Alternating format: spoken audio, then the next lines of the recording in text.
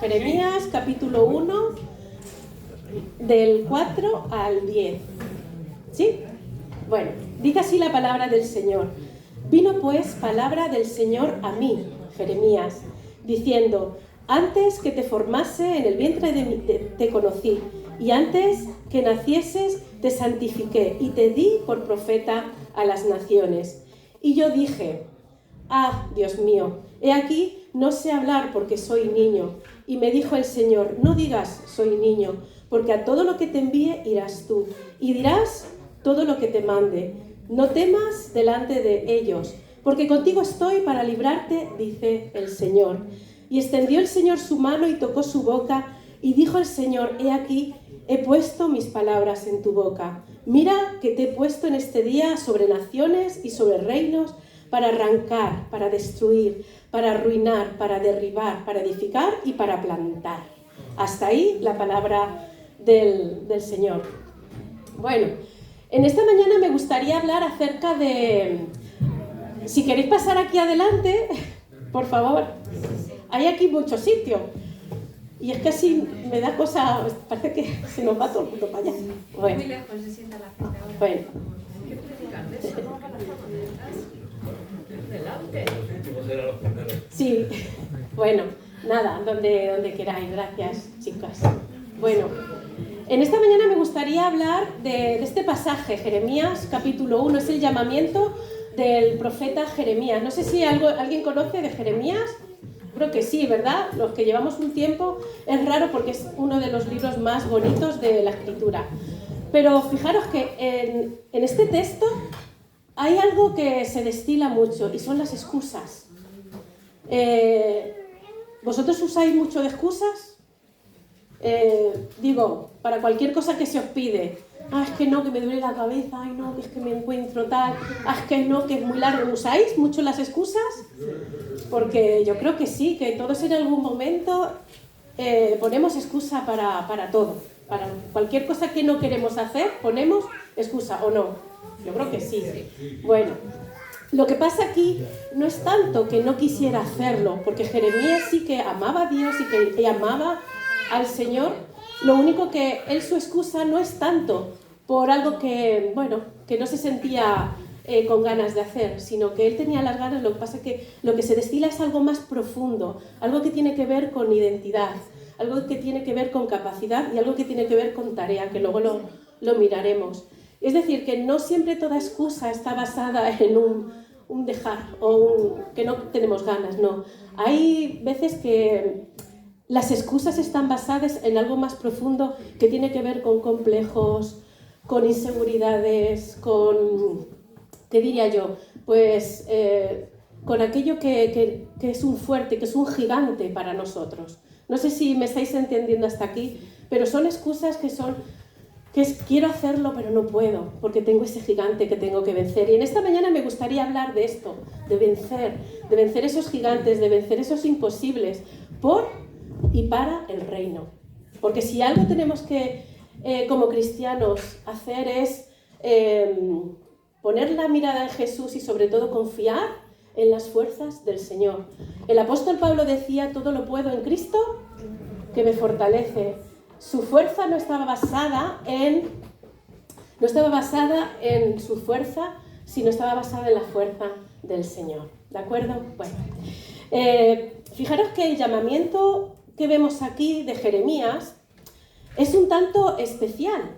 No vemos un llamamiento que sea extraordinario en el sentido de que vea el cielo abierto, ni tampoco que vea la gloria de Dios como en otros profetas, porque por lo que vemos en las Escrituras, Isaías, los que habéis leído un poquito el profeta Isaías, él vio el cielo abrirse y ver la gloria de Dios, vio el trono blanco, vio a Dios. Incluso Juan también vio abrirse el cielo y vio el gran trono y vio la multitud que adoraba. Es decir, ellos tuvieron una revelación, una gran visión de lo que es Dios. Incluso el profeta Ezequiel vio en esa imagen de la gloria de Dios. O sea que realmente aquí no vemos eso, aquí no vemos un llamamiento que esté tendido, o en esta casa haya una base de algo extraordinario, algo que esté pasando, sino lo que vemos aquí es que Jeremías escucha la voz de Dios.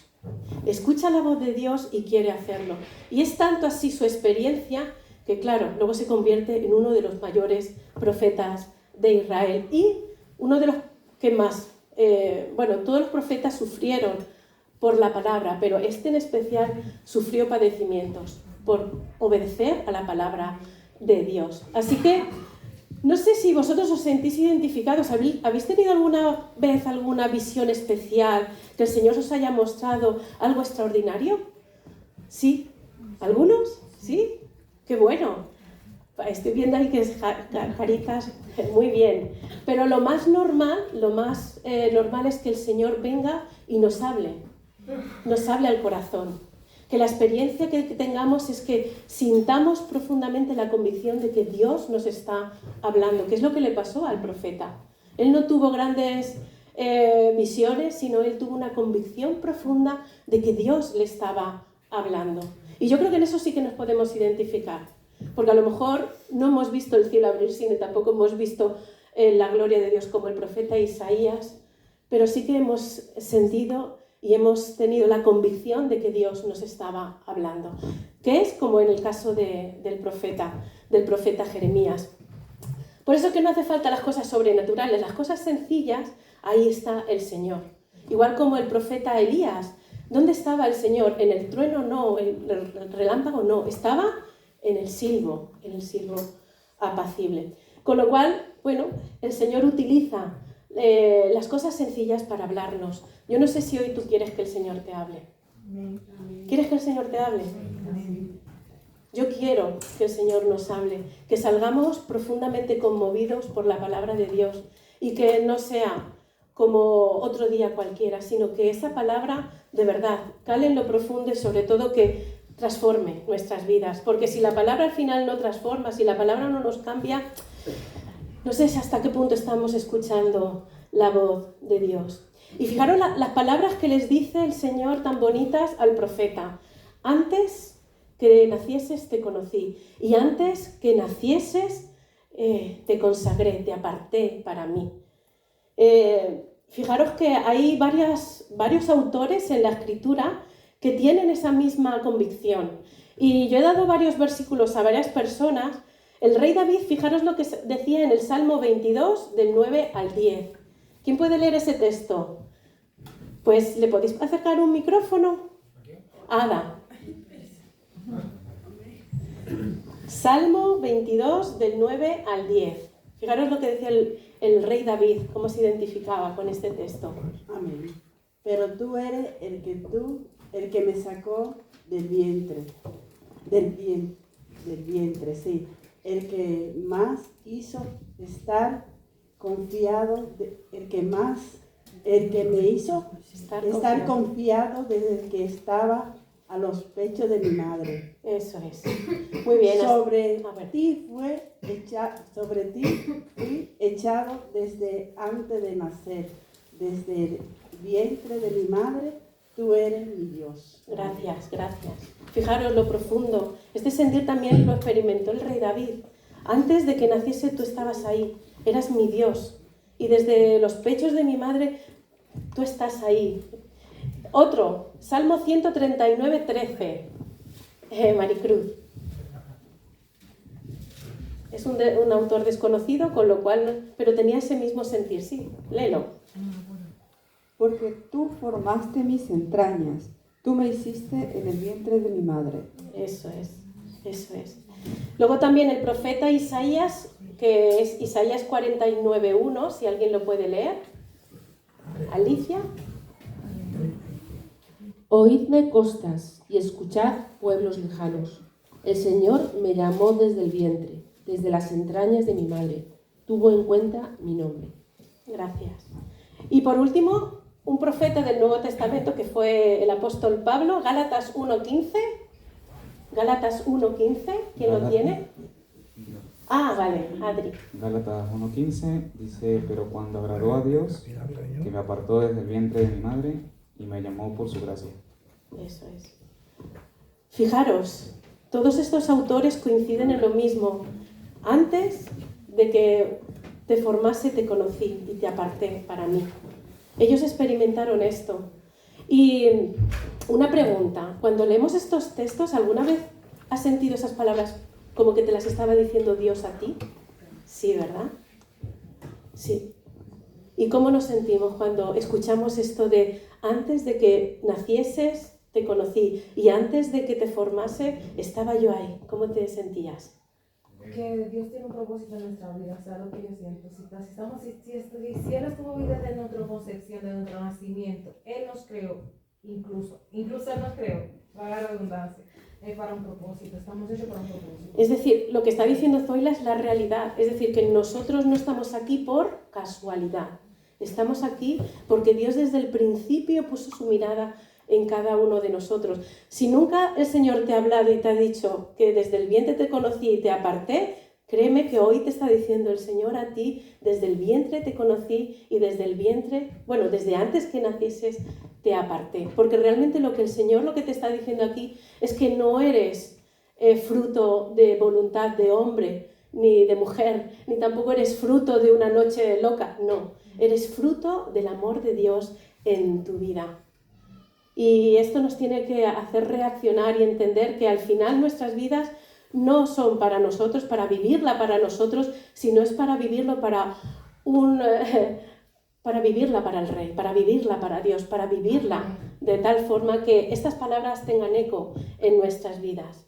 Así que yo creo que estas palabras nos tienen que calar fuerte para que nosotros a la respuesta del llamado, como aquí pasó, digamos, heme aquí. Porque si hay algo que aquí movió al profeta Jeremías, esta palabra es para que dijera sí, sí, yo voy a ser el profeta, yo voy a padecer por ti, por esto, porque tú me has dado este propósito, como decía Zoila. Y fíjate, no solamente decía esto, desde el vientre te conocí, te formé y antes que nacieses te consagré, sino que también le estaba diciendo en ese texto, te di por profeta a las naciones. Aquí el Señor le estaba diciendo, tú vas a ser profeta, tú vas a ser mi enviado, tú vas a ser el que digas la palabra que yo te diga. Y aquí lo que vemos que Dios es el que le otorga el oficio. Sabéis que el profeta Jeremías era descendiente de la tribu de Aarón, su padre era sacerdote. Si leemos un poquito para atrás, en los primeros versículos de Jeremías 1, dice que era su padre, no me acuerdo el nombre, pero era de los sacerdotes de Anatot. Es decir, que Jeremías ya de por sí ya tenía un oficio. Su oficio era sacerdote, porque todos los descendientes de Aarón tenían que tener ese oficio de sacerdote. Pero sin embargo aquí el Señor le reasigna otro oficio. Ya no vas a ser sacerdote, ya vas a ser profeta. ¿Os imagináis en un tiempo como en Israel que un sacerdote dijera, mira, yo no voy a ser sacerdote, sino que voy a ser profeta? ¿Cómo se hubiera puesto la gente del pueblo? ¿Hubiera sido un escándalo o no?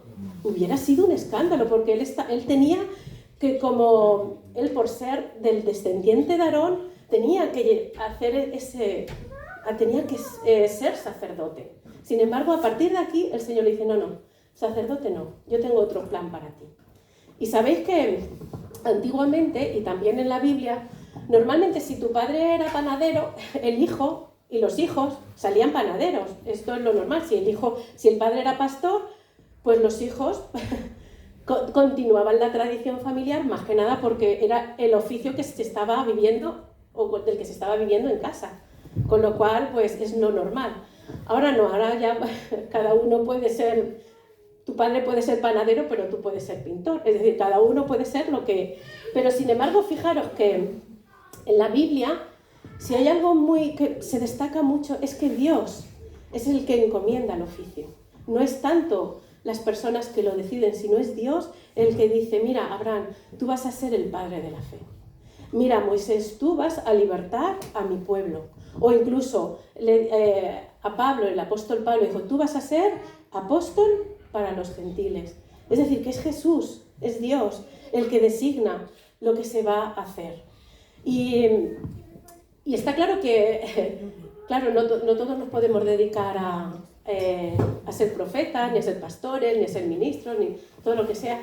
Pero lo que estaba reflexionando es que a veces nosotros podemos vivir de un oficio, por ejemplo, podemos ser electricista, pero nuestra verdadera vocación tiene que ser la que esté acorde con lo que Dios nos diga. Es decir, nosotros podemos ser barrendero para comer de eso, pero si el Señor nos llama a ser maestros, tenemos que decir que sí. Si el Señor nos llama a ser apóstoles, tenemos que decir que sí. Es decir, que nosotros podemos comer de un oficio, pero lo que está claro es que el Señor nos llama a algo más que algo terrenal. ¿O nos parece?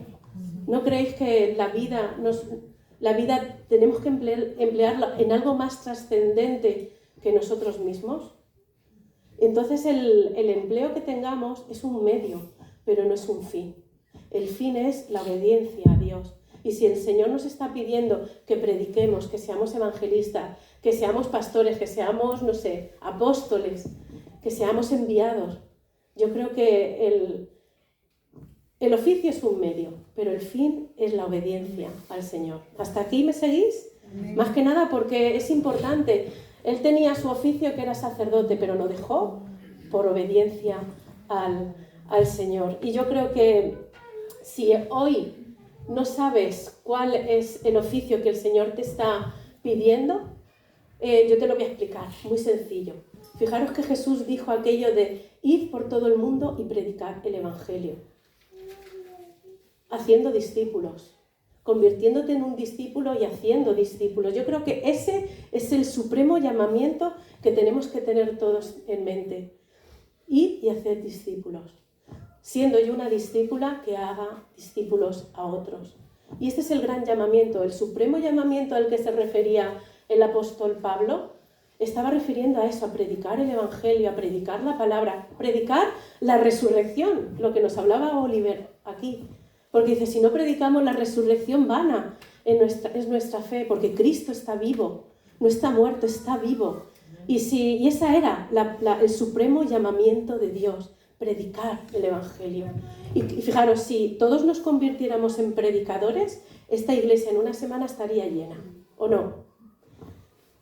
Pero esa es la realidad, ese es nuestro fin. No es ser electricista, ser, yo qué sé, pintor o... No, aquí de lo que se trata es la obediencia al supremo llamamiento que el Señor nos hace de ir y hacer discípulos. Eso es, sencillo. Si no sabías cuál era la voluntad de Dios, yo te la muestro. Ir y hacer discípulos, predicar. Lo que está claro que sí que es verdad que para eso también hay que prepararse, hay que formarse y todo esto. Pero no podemos perder de vista que si estamos aquí, si tenemos un propósito, es para predicar el Evangelio, para hacer discípulos, para que el reino de Dios se extienda.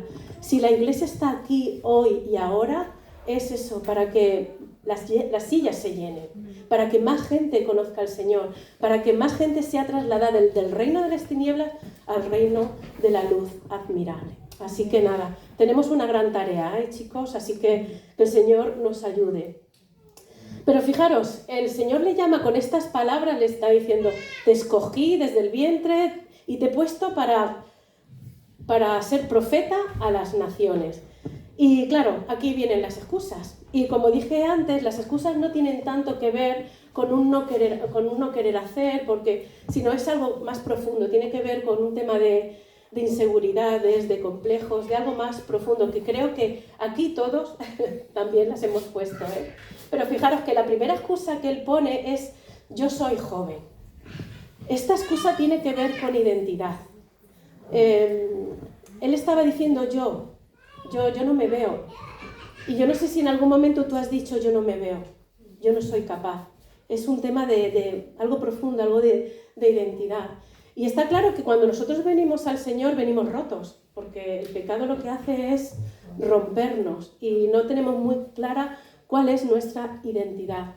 Pero una vez que venimos a Cristo y somos nuevas criaturas, creados en Cristo Jesús para buenas obras, las cosas viejas quedan ¿dónde?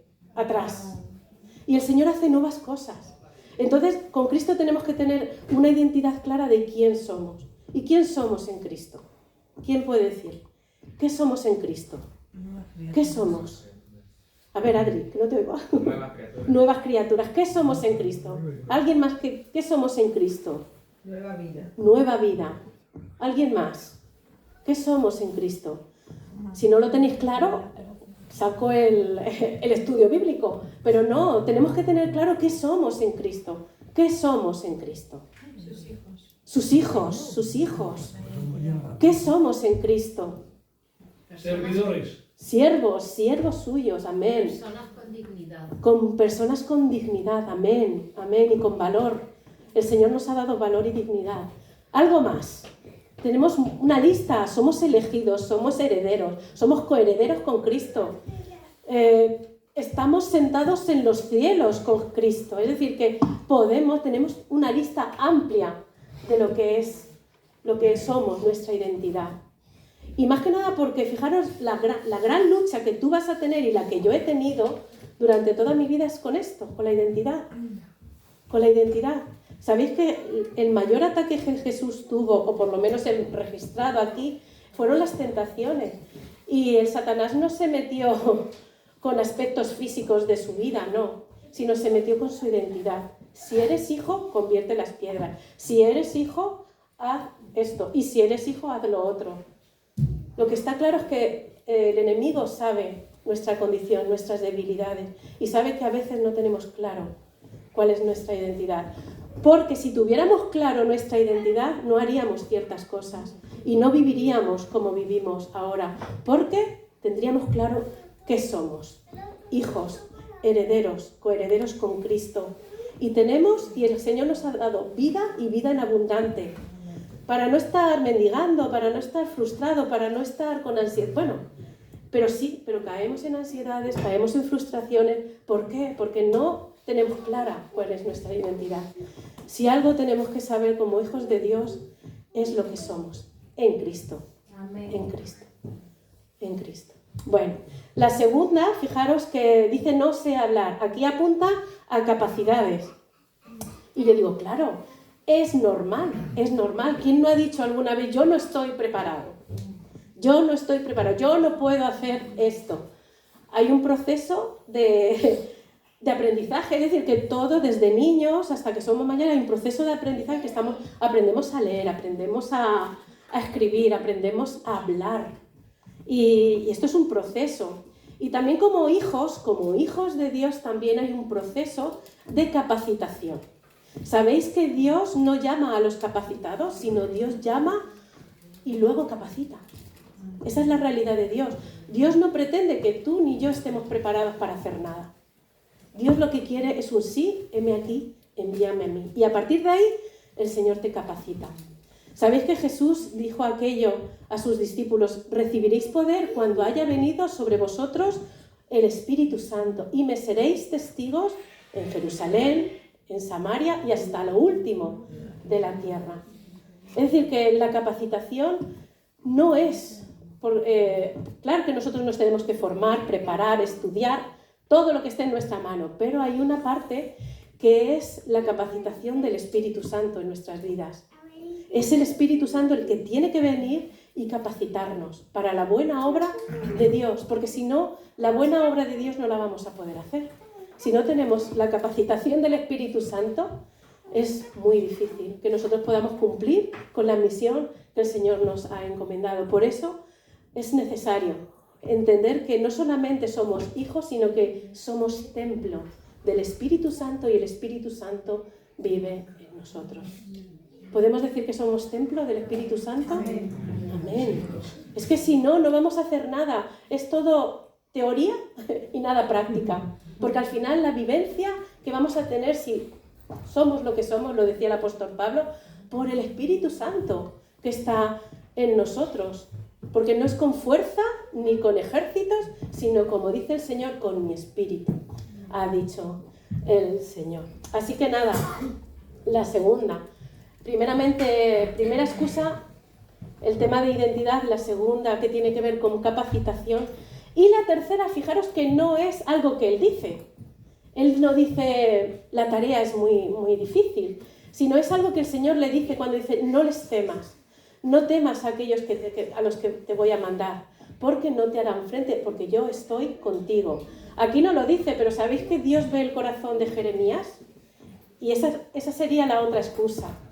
La otra excusa, que la tarea es muy, muy difícil. Y ¿os parece que el ser testigos del Señor es algo difícil? ¿El ser discípulo del Señor es algo difícil? ¿Es una tarea difícil? ¿Creéis? ¿Os habéis encontrado? Fijaros que cuando Jeremías estaba pensando en la tarea, estaba visualizando al pueblo. Y estaba visualizando a su padre, que le tenía que decir que no iba a continuar el tema de sacerdocio. Tenía que decirle a su familia que estaban pecando, que se estaban alejando de Dios, que estaban cayendo en idolatría. Imagínate, ¿qué estaría pensando? Pues me van a rechazar, me van a criticar, me van a apartar, y es lo que luego pasó. La tarea que tenía el profeta era difícil, porque la tarea exige un precio, y un precio es darlo todo para el Señor. Y hay veces que lo tenemos claro en la mente, sí, hay que darlo todo por el Señor, pero ¿qué pasa cuando te rechazan? Y cuando se burlan de ti, cristiano, sí, mira, cristiano y estás haciendo esto, que esto lo no. Ahí es donde se demuestra verdaderamente si el Espíritu Santo está en nosotros, porque la tarea es difícil y vamos a ser rechazados y vamos a ser burlados, va a venir la burla y va a venir la crítica, porque dice la palabra que en nosotros se tienen que ir cumpliendo los padecimientos de Cristo. Si en tu vida no se han cumplido los padecimientos de Cristo, muy discípulo de Cristo no eres,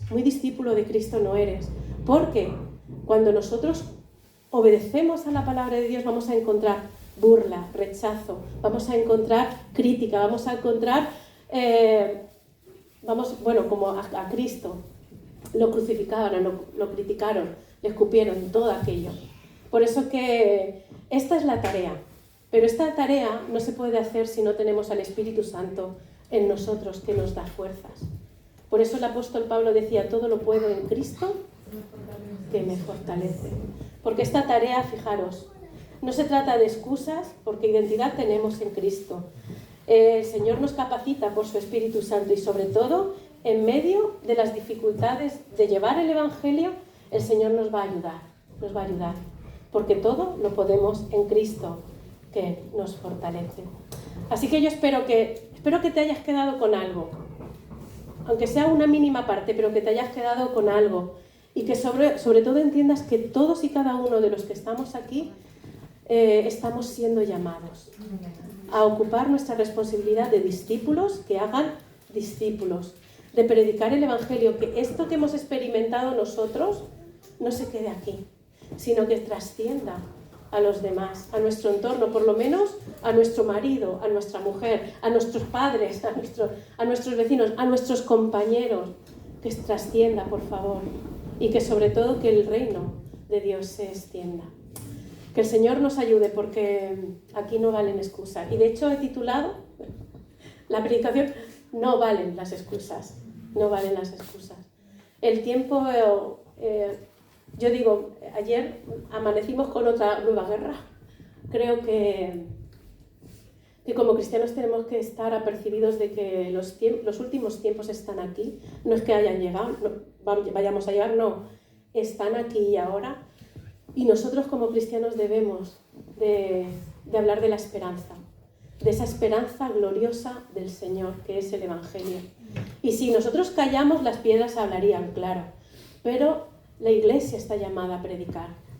Y fijaros lo que les dijo el Señor a sus discípulos. Si me niegas delante de los hombres, yo te negaré delante de mi Padre. Con lo cual, hermanos, que el Señor nos ayude a predicar a tiempo y afuera de tiempo.